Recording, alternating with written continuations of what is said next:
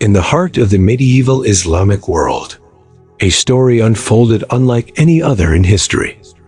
A story where the oppressed became the rulers, where slaves rose to become kings. These were the Mamluks, men who began their lives in chains, yet carved out one of the most powerful empires the world had ever seen. They were brought as young boys from the distant steppes of Central Asia or the rugged lands of the Caucasus, torn from their homes, stripped of their identities, sold in bustling slave markets of Cairo and Damascus. To many, their fate seemed sealed lives meant for obedience, not glory. But the Mamluks were no ordinary slaves. They were trained day and night in the arts of war. Horses, swords, bows, strategy. And soon, they became the finest warriors of the Islamic world. The rulers who bought them, the Ayyubid Sultans, trusted no one more than these slave soldiers. For the Mamluks had no family ties, no tribal loyalties, only loyalty to their masters and to one another. And with every battle, their reputation grew.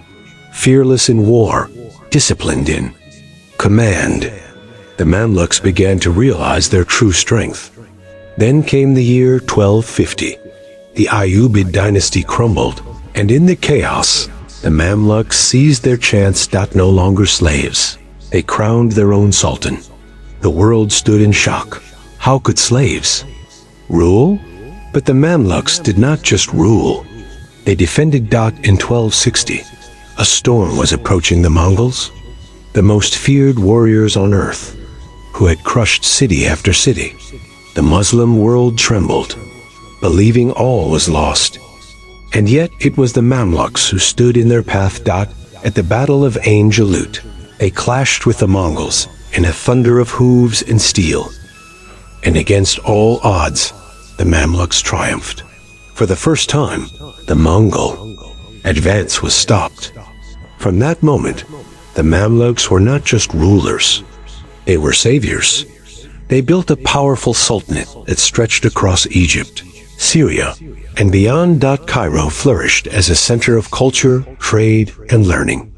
Magnificent mosques rose to the skies, and their empire became a beacon of Islamic strength. World had witnessed the impossible. Slaves had risen to sovereignty.